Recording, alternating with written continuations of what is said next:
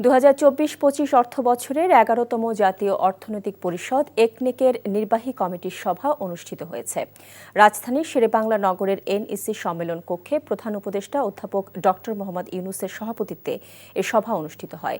সভায় উপদেষ্টা পরিষদের সদস্যরা উপস্থিত ছিলেন। নতুন ও সংশোধিত মিলিয়ে সভায় 11,851 কোটি টাকার 9টি প্রকল্প অনুমোদন দেওয়া হয়েছে। একনেক বৈঠকের পর কোনো সংবাদ সম্মেলন না করার বিষয়টি পূর্বেই জানিয়ে দেওয়া হয়।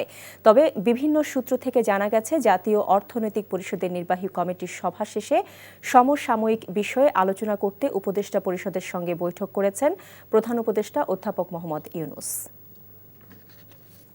এই ঈদে জামা জুতো অ্যাক্সেসরিজের ডিসকাউন্ট